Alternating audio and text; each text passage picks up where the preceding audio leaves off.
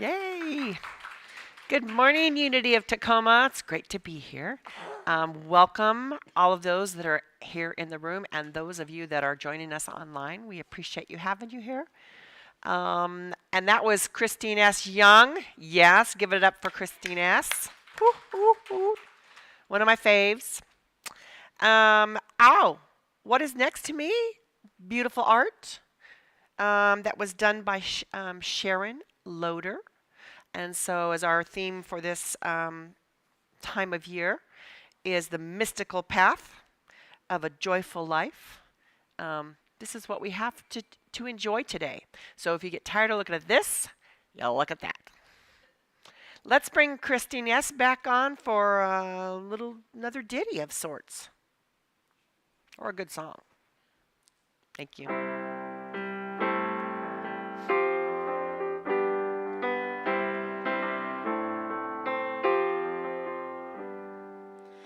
What would I do if I knew that I could not fail?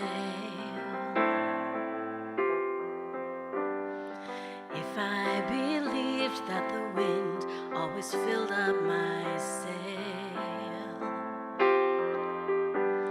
How far would I go? What could I achieve? Trusting the hero in me.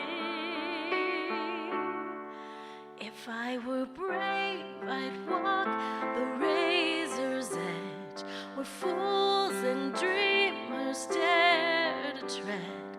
I'd never lose faith, even when losing my way. What step would I take today if I were brave?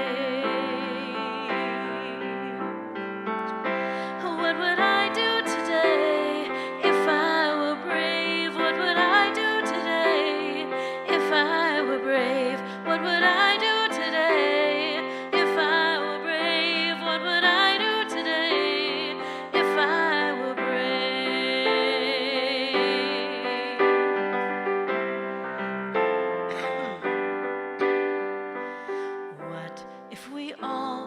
What if we're all meant to do what we secretly dream? What would you do if you knew you could have anything? Like the mighty oak sleeps in the heart of the seed, are there miracles in you and me? If I were brave, I'd walk the razor's edge, where fools and dreamers dare to tread. I'd never lose faith, even when losing my way. What step would I take today if I were brave? What would I do today if I were brave? What would I do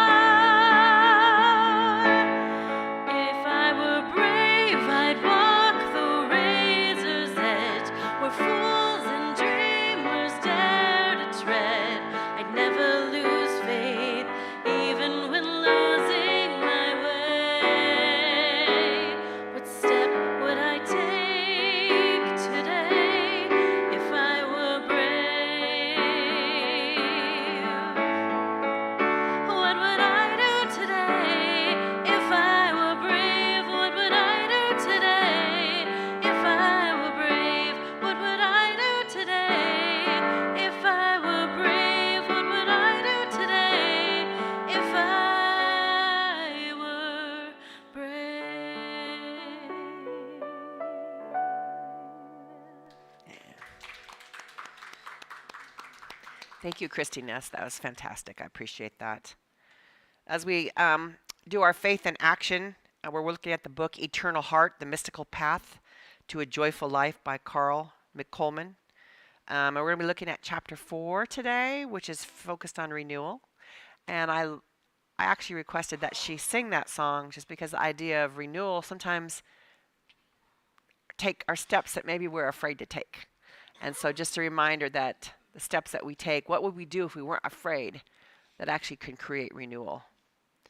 We're going to do the prayer of protection. If you know this, I don't know if the words are on the thing, but if you know this, you can say it along with me. Otherwise, in your heart, join in. The light of God surrounds us. The love of God enfolds us. The power of God protects us. The presence of God watches over us. Wherever we are, God is, and all is well. Let's pray.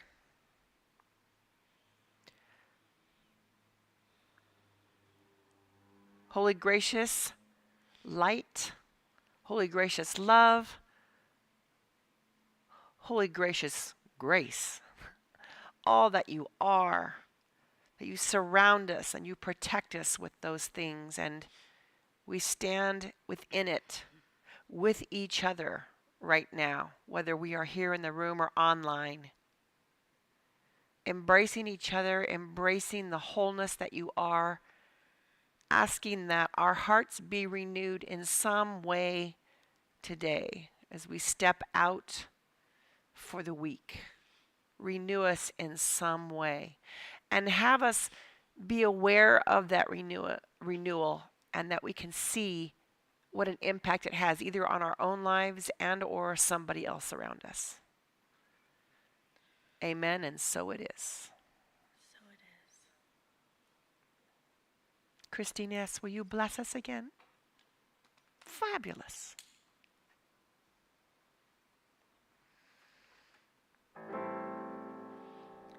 Afraid of the spotlight.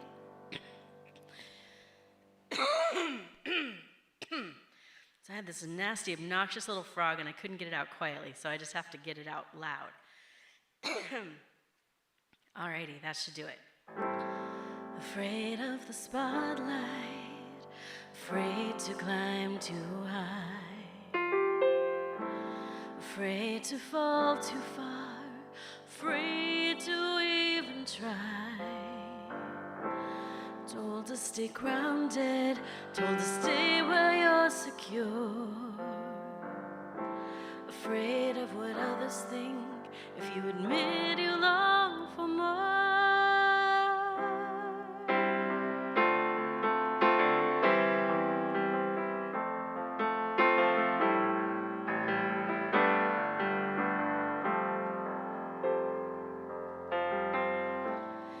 You are a child of God. Playing small does not serve the world. When you shine your light, you lead the way for others to come out and play. You are brilliant, your light is beautiful. You are a blessing to the world.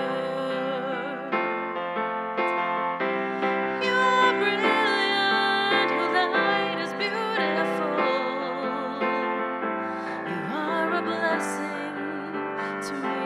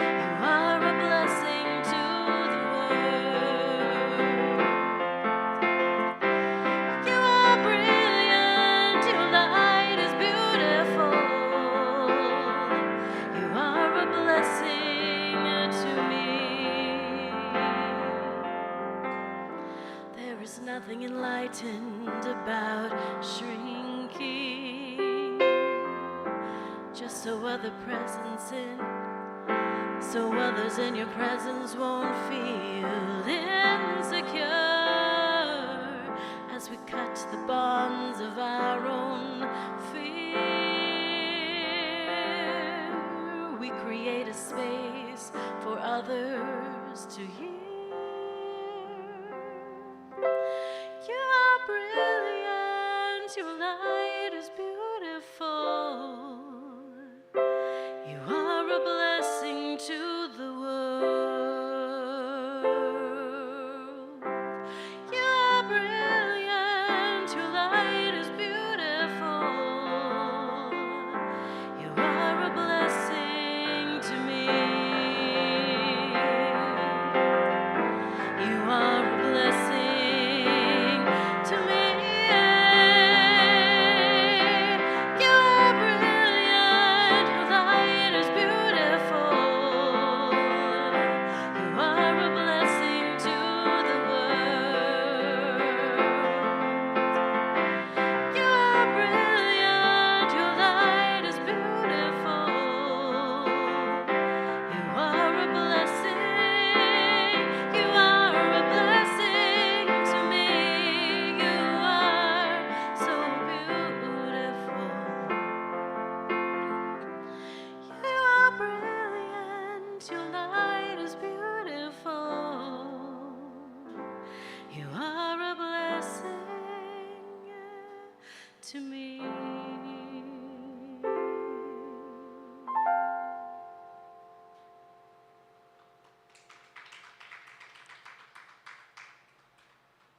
ChristineEss. Let me read our affirmation for today is, my heart and mind are open to divine order. My heart and mind are open to divine order. Let me hear it one more time. My heart and mind are open to divine order. I'm going to read a little excerpt from the book by Mick Colson.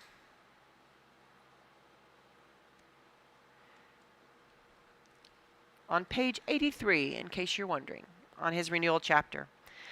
God wants to give us renewed hearts thrumming with life. Sometimes our old hearts can be saved before they get too stony. But there will always be those times when our hearts, spiritually speaking, will calcify and require a heart transplant, which can only happen when we release our existential fear in order to receive the new heart being offered to us. A spiritual heart transplant has plenty of unknowns. When God gives us our new hearts of flesh, how will things be different? What will be required of us? Will our new hearts steer us away from old friendships only to find new ones to cherish? Will we have to reorient our lives to the demands of these new hearts, calibrated as they are to the mind and heart of God?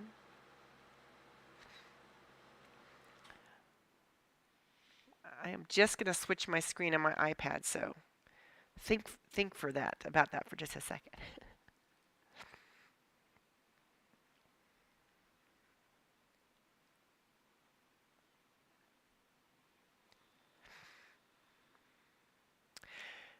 Is it just me, or does anyone else here like to argue with an author when you start reading their book, especially about spirituality? Is it just me? I don't know. It might be that theologian part of me. When I was in theology school, you learn to start critiquing everything and asking the questions beyond what they're saying. So of course, while I'm reading Carl's book on called Eternal Heart, Chapter 4 on Renewal, just so we know where we are, I started in on the first page. I started reading. I don't get very far, and I'm already starting to argue with him.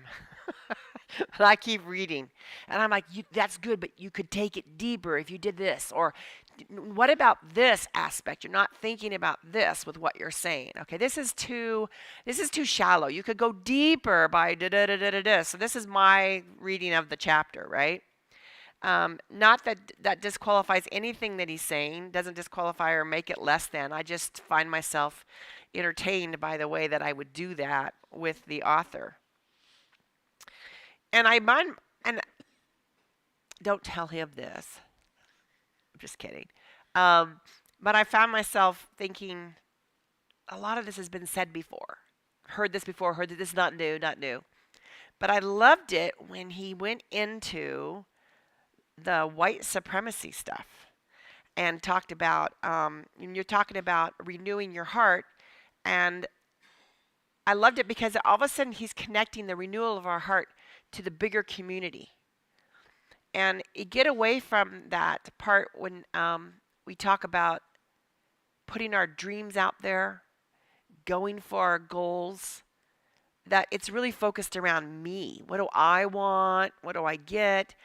And it doesn't, and sometimes we're not ever thinking about how it impacts others. And so I want to give an example. I was watching American Bison the other day, and I love animals, but I love bison, moose and bison. And I don't know, they're either really both really beautiful or really weird kind of looking animals. It depends on your perspective, but I absolutely love those two animals. And hearing the story of as the white people moved farther and farther out west and coming across the bison, that it was, and they're building up their lodges and this and that. It was their good to all have a bison head in their lodge or their house. So they would just go out and shoot bison, leave them there and take the heads and stuff them and put them up on the walls. Thousands and thousands. And we do, most of us know that story where, we're the white people coming across the country that have taken over the country are trying to subdue the Indians, and we're having a hard time with it. So we end up killing all the bison because that's their food source. So that was our way of controlling them. So what is it that they dreamed? We want this land. And yet you slaughter all these bison, which then puts the Indians at your mercy. And then you put the Indians on reservations because you really want this land, but you don't think you really want that till you find that there's gold later, and then you decide to move their reservation. We all know that story. And it's a really sad part of our history. I think really, really sad part of our history. I love it that there's a lot of places now that are, when they start some kind of meeting, they do a land acknowledgement, that these are the lands of the Salish people. And so I love that that's coming back. I'm going to start to argue and say, that's not enough. We need to do more. So when I start to think about, so when he brings that up, I like that because it's like when you start to think about your dreams, how does it impact others? And so I'm also going to talk about the Black Lives Movement, and the fact that we are in a white supremacist system, and especially it has shown up in our educational system, which gravitates into our jobs and careers. And as a career teacher, I've worked with tons of youth, BIPOC youth, and trying to help them figure out how to navigate to go where they want to go. And so many of my past students haven't even known where they want to go because they don't know how to dream what is out there available to them. There are lots of service jobs available to people of color. But is that their dream? Do they want to all be running around serving the white people who have a little bit more money? And so when you say, what do I want to do? Is it at the expense of, because I already have a privilege that allows me some things in life. So when I dream big, I can probably reach those things. But if I talk to my students, they don't even know how to have those dreams. And if they do have those dreams, there's a lot more steps they're going to have to take and negotiate to maybe even possibly reach that. So I like this statement that Carl makes in his book: let your imagination soar and meet it with discernment. You're not a single person. None of us are single individuals. We are part of a bigger community. And the things that we do to our planet, to the environment, impact others. So dream big, but do it with discernment. How is your dream impacting others in the negative part. How do we dream so that we make room for others? And I want to come back to it in the religious realm, because even in the religious realm, Puritanism, a very white force in our country, has really perpetuated and furthered racism in our religious worlds. So I praise unity churches for being really focused on unity. I love going into unity churches and seeing the diversity in unity churches. Can it be more? Of course it can. But we don't. But again, if you say, oh, I love this one. Okay, so I was a pastor's wife for a lot of years. I have a degree in theology, did a lot of youth ministry myself. So I know a lot about church dynamics and the building of churches and things like that. And I love it when I step into an older church and you go, what do you want? And they go, we want to grow. Okay, so do you really want to grow, or do you just want to get people that want to come to what you already have? Because if you want to grow, you're going to have to do these things. And that's going to put a lot of you out of your comfort zone. You got to allow a place that other people are going to want to come to and enjoy. Or are you just looking for the people that are going to accept what you do every week? And that number is not near as big. So is either one of them bad? No, because I love the idea that all is well, in a sense. Like you can choose what you want to do. But what is the mission that you want to use within your spiritual community?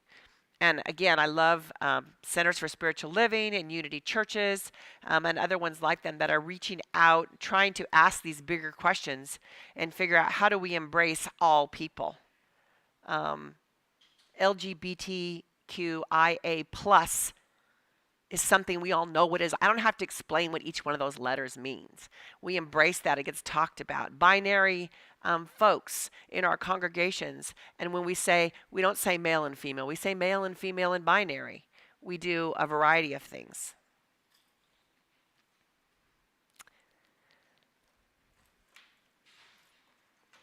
So how do we dream and make room for others? And so that's where I'm going to turn it a little bit too. I'm going to say one of the best ways you can do that is through generosity. Generosity. Now, I love gratefulness, being grateful for what we have, because that keeps us content. I think that's one of those ways we stay content. But generosity is the giving of our, whatever it is that we have, to others. And we talk a lot about monetary generosity, but I'm not going to touch on that because we talk about that. We know about like giving your money or giving your resources. I don't need to explain that. I want to talk about something else. I want to talk about 4 other forms of generosity. One is mental generosity. Your attitude. What are you sharing when you are out and about? Are you the Grinch when you're out and about? Oh, that's get out of my way. What kind of attitude do you have? Are you the Cindy Lou Who? I kind of like those two because they're totally opposite. And with the holidays coming up, it's a nice one. She's like perky, burpy, whatever. Nothing can go wrong. Nothing can go bad. She's going to figure it out, right? So in terms of that, we can have an attitude of some sort. And wherever we are, we bring that attitude with us. And we share that attitude. The other one is verbal generosity. What do you say to people? In the book, The 5 Love Languages, which a lot of us have read, one of the 5 love languages is verbal. It's verbal affirmations. And so the idea of sharing affirmations with people. What do you see in somebody? It can be like you like their new sweatshirt, their African sweatshirt. I mean, it could be something that they're wearing. But what about their talents, their ability to care, the things that you see in them that are deep within? Those are the things. We can hand out those affirmations as well. That would be verbal affirmations. And not only is it important, and I love that that's in one of the 5 love languages, because that is really important.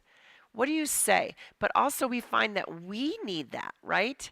Affirmations can go both ways. We also need to have that kind of generosity given to us. So it can be reciprocal. The third one I want to just touch on is social generosity. What kind of social connections do you make? Now, some of us are introverted. Some of us are introverted. Some of us are as extraterrestrial, extroverted as you can be. When you talk about a scale of 1 to 100, I'm in that 98 percentile of the extrovision, right? And that wasn't quite the right word, but you know what I meant. Um, and but that doesn't mean I have to be like I got to be interacting and like I enjoy being up front. I enjoy being in a crowd though as well. I also enjoy just being at home and having my partner be in the other room. I love that. I have more energy when people are in my home. I determined I can't live by myself. There's not enough energy in my home. So I don't have to be interacting with the people in my home, but I need to have people in my home. And I've tried to kind of supplement it with cats, and that works to a point, right? But because they talk back too much. Yeah, you know how cats are. We saw in the pandemic the lack of community there were some people that lived alone, and then not only the isolation, but you're with your family or a small family, and that's not a bad thing, but when you're with each other every time, it's like putting four people on a boat, and every day you're out there, the boat feels smaller and smaller and smaller, right? That's what I've heard. So, during the pandemic, I have friends who lived alone, and we had to learn how to re-socialize when we started to be able to come back into society. So how do you be able to share the socialness? And what they have found, like in research and stuff like that, like sometimes I love therapists. I go whenever I can if I need one. I'm like, chalk it up. Here I am again. I need to talk this through. I'm arguing with the book author again. I need to go to therapy. But I've done enough therapy in my life that with good therapists that have really helped me talk through where I want to go, who I am, what I'm struggling with, all that stuff. But they found that if you do that with a friend, it's just as powerful. So you have close friends in that social time where you are able to talk about what's going on with you, and they are good listeners. We don't really need people to tell us what to do. So for you, the fix-it people, don't try to fix it. You can, but I'm recommending don't try to fix it unless they ask you. Because a lot of people just want to be heard. They want to be validated for their experience. And so I know some people really struggle with this because they want to get in there and fix it. But the best thing you can do to fix that is just listen and go, wow, that sounds tough. Boy, I can see where you're frustrated. I am going to grab a little of my tea so I don't get that frog in my throat like ChristineEss had. Washing down the frog. Social generosity. She just said ribbit, and it was funny because when she said that earlier, I almost said ribbit. So, yeah, just sharing that with those that couldn't hear what was going on back here. Social generosity is something that is so important for our personal health and those of others. Also, in the 5 love languages, one of the top 5 that my students often have, I have them do the quiz with it, because it's related to careers, like knowing more about what is important to you and significant in your interactions with others. I would say a very, very high percentage. I can make something up, 85%, but it's a very, very high percent. It could be 86, 82, whatever it is. But the point is, these students find that spending time with loved ones is one of the most significant love languages for them. And again, it can look different for each of us. But if you knowing that about, and I just go, we are social creatures, whether we're introverted, extroverted, or ambiverted, which is kind of in the middle there, right? So even as an introvert, I need to be around people, and maybe it's 1 or 2 people, but that's significant for me. Where as an extrovert, I might be in the next theater production of It's a Wonderful Life. You just don't know. A lot of actor and actresses can also are very introverted, aren't they? I want to look at the fourth kind of generosity, and this is what I would call influential generosity. How do you use your position, your prestige, your time, your talent, your resources, etc., etc., etc., to advocate for others? I think this is where we are. We're trying to do more of this. It's fun. I am in the middle of still trying to find a job. I have never done so many interviews in my life that are so smack dab good, and I don't even get the call back. And I'm like, I'm old. It is. I mean, because it's like at this age, there's so much I know, but when they walk in, they're like going, yeah, she'll be here 2 years and then she's retiring. I might be there 3 if it's a really good job, or 4. I mean, if it's a really good job, I want to stay. But I don't know, they're looking at me versus someone coming in. But I've said in an interview, if somebody I mean, I want, because I'm trying to change the system within which we're living, and I have said, if there's a person of color that comes in that's qualified, even if I'm more qualified, I hope you hire that person of color. Okay, so I'm talking myself out of them even hiring me, right? But I'm trying to change the balance. So there are people out there that are qualified and maybe are overlooked because I'm more qualified or whatever. It's like, no, we need to change the power structure within which we live. So maybe I'm talking myself out of getting that job. So, but I love it that I keep seeing these jobs and I find myself attracted to them. But I'm not in a space to take them. But there are a lot of colleges and schools that are hiring people for diversity, equity, and inclusion. And that's around that, trying to create that, especially in the colleges. And I'm like, I would love to be part of that. And it's new, which means people don't really know what they're doing yet. I mean, there are some people out there that are writing books on anti-racism or how to build community, and there is people doing the work right now. So to get into that job, you got to be in the midst of that, and you've got to say, I think people don't necessarily know what they're doing. There's some people, but a lot of us people that are getting those jobs are just interested in and are going to do the data and figure out what they want to do. I would love to be part of that work, but I'm like, I don't think what I would need to do to jump into that is going to take a few years, and by that time, yes, I am going to retire. So, but is there another way I can be involved in that work? And yes, I want to do that. That would be a dream I have that allows room for other people. Abu Bakr, and I bet that name is not pronounced. His last name is not pronounced like that because he's from the Middle East. I don't know. But he was. Some of you have heard of him. He was a wealthy trader. He used his time and resources to free slaves.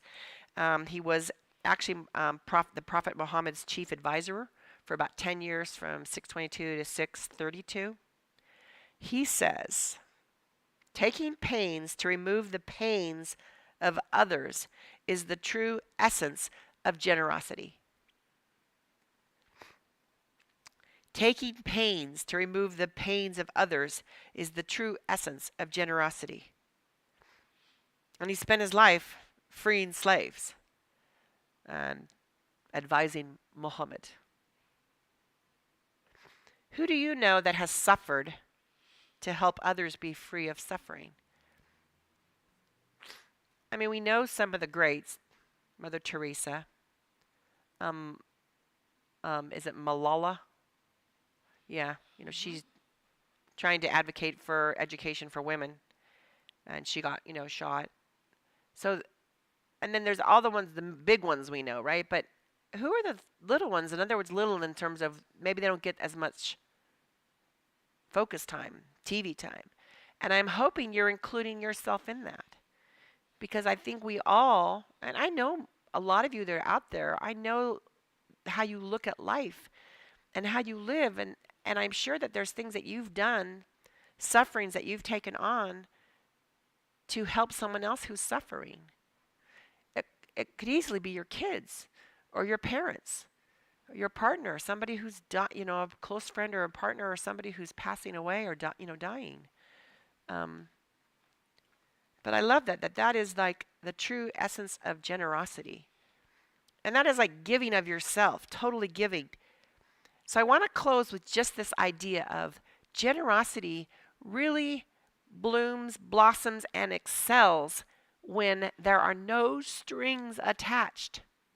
So whether I'm giving my attitude or my friendship or my influence of some way to help something better for somebody, I'm doing it without any idea of a return or expectation of a return. How full can that be? Because I'm just there to give it. I'm there to meet a need. My intention is simply to provide something that I know is needed. I think that's kind of key too, because we sometimes are providing things that we're like, yeah, that's not really helpful.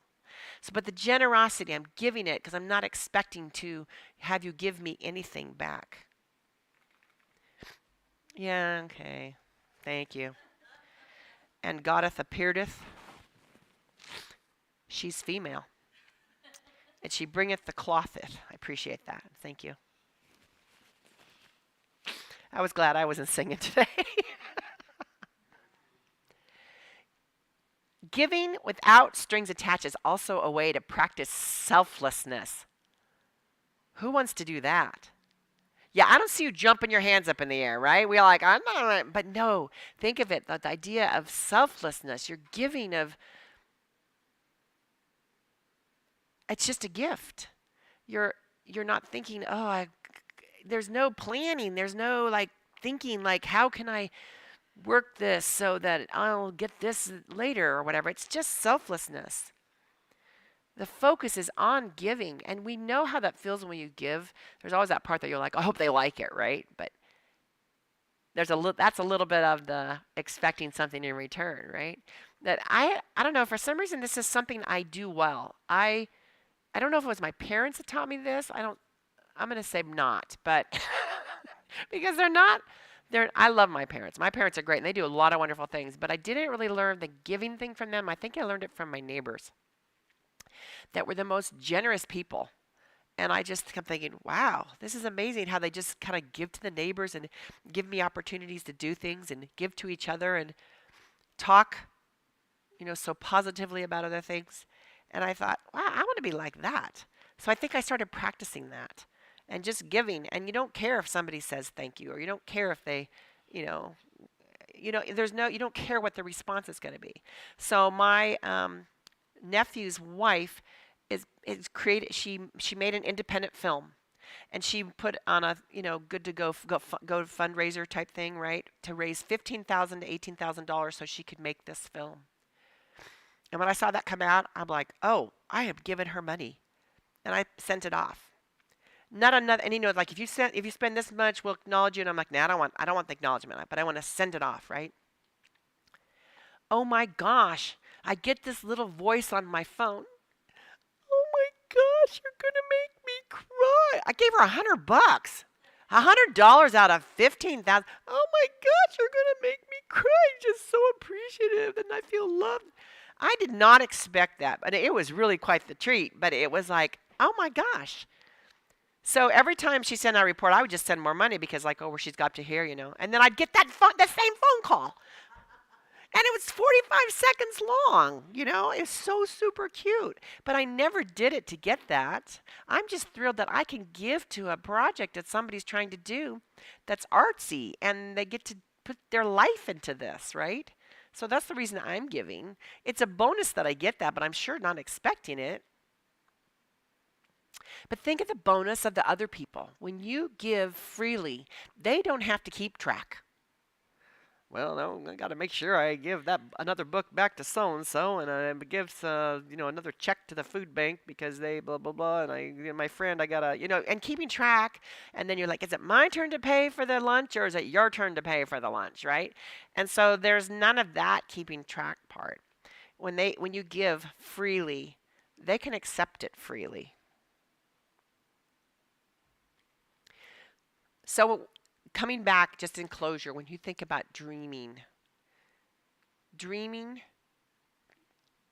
make sure you're including space for others. And as you dream, one of the best ways to move forward in dreaming and moving that renewal is through generosity. When we have hearts that are generous, we will be renewed. It's just a natural thing that comes from it. And that's the beauty of it. Let us move to music and then meditation. Thank you.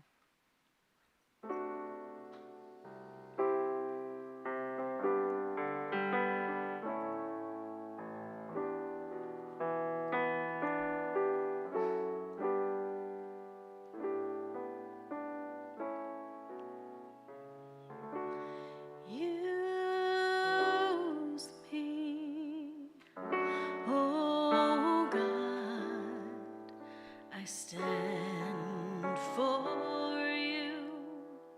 And here I'll abide as you show me all that I must do.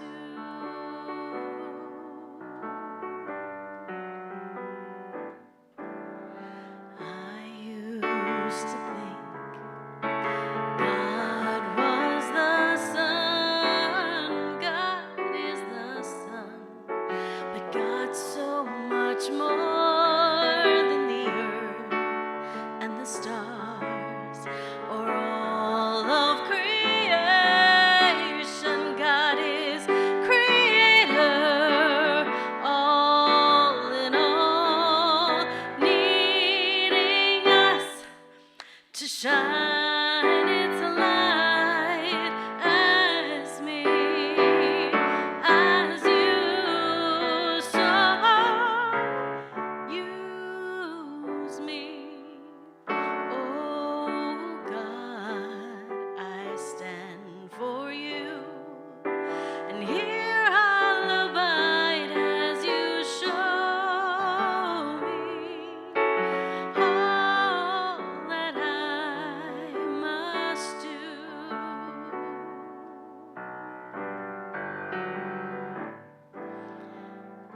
Command my hands, what must they do? Command my life, it's here for you. God is the love that heals all creation. God is creator, makes all things new, and God needs us to shine its light as me, as you saw, use me. Oh God, I stand for you, and here I'll abide as you show me all that I must do. Show me all that I must do. Show me all that I must do.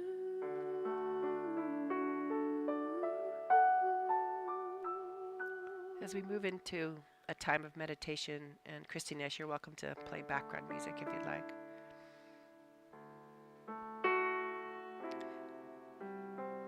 Just get yourself comfortable. If you prefer to close your eyes, close your eyes.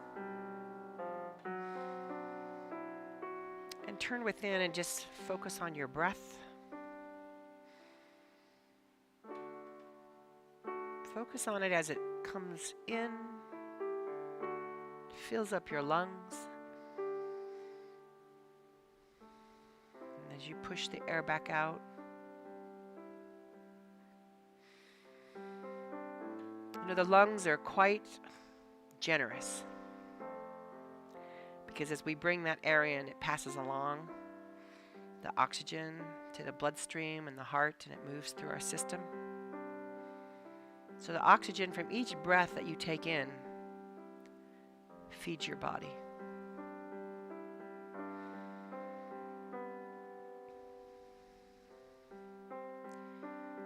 Breathe in.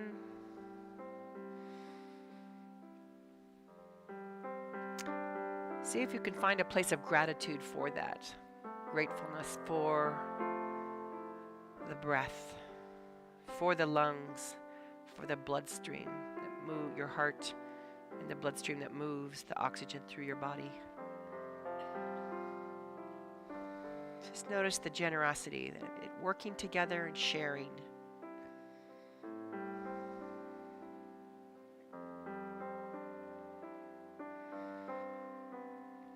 As we move to the pumping heart, to the spiritual heart,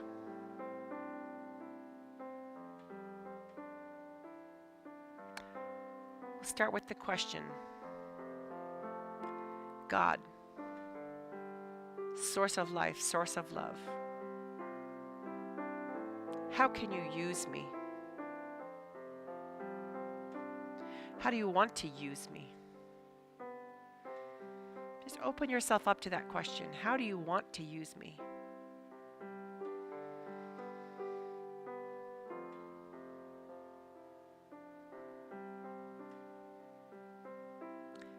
How can I be generous in a new way?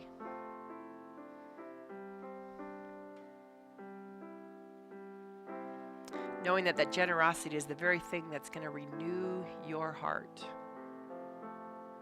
For when we serve, when we give, it comes back to us. It comes back to nurture us. Not by the responses of others, but just from the mere fact of giving, we are renewed. Go back to that question. God, giver of life, giver of love, that is within me, what can I do? How can I be used to give of myself to others so that they can thrive?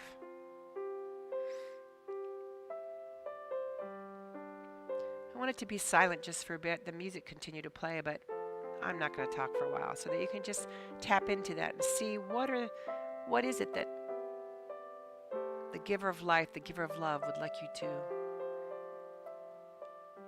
share with others.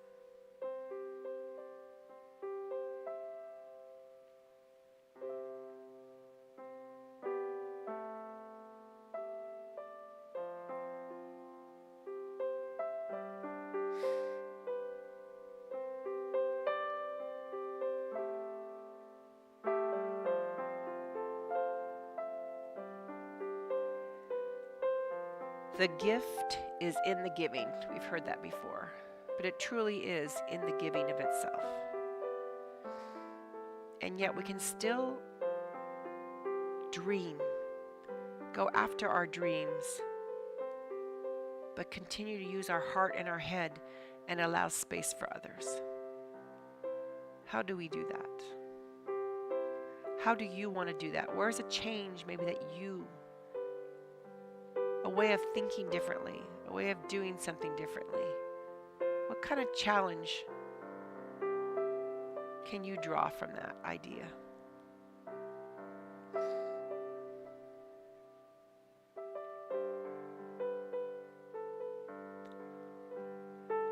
I know that I'm going to think of how what I have to say to somebody benefits them, so that I can word it in a way that benefits them instead of just sharing my truth.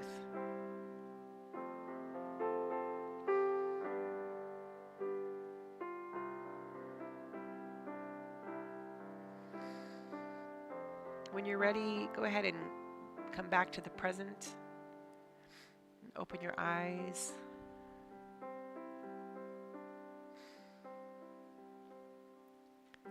If anyone would love to share what they came up with, I would love to hear it. So I'm going to wait around afterwards. So if anyone wants to share what they come up with, I would love to hold that for you and know it.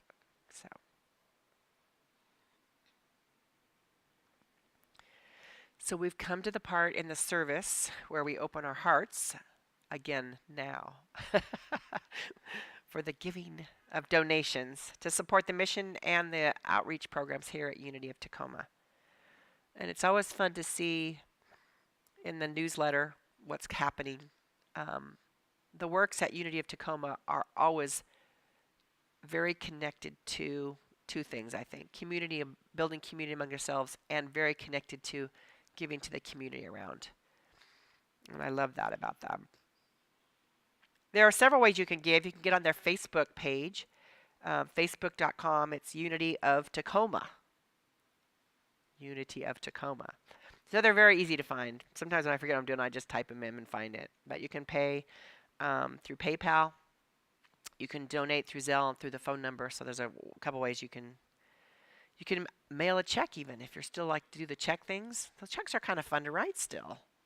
You can mail them in. I think you have a box in the back for people that are here want to put stuff there. Um, we accept hundreds. No, I'm just kidding. As we prepare to give, I would like you to hold the intention of prosperity within your hands, visualizing the circulation of abundance flowing through you. As Jesus said in Luke 6:38, give and you will receive. He's just saying that's like a law. I want to put that in. It's not saying you're not giving so you can receive. It's like you give, you receive. It's just what happens. It's the nature of it. And you will be given much, pressed down, shaken together, and running over. It will spill into your lap. The way you give to others is the way God will give to you. As you visualize holding your gift in your hands, repeat after me. Divine love Divine love flowing through me flowing through me blesses and multiplies blesses and multiplies all that I am, all that I am, all that I have, all that I have, all that I give, all that I give, and all that I receive. and all that I receive. I am grateful for my blessings today. I am grateful for my blessings today.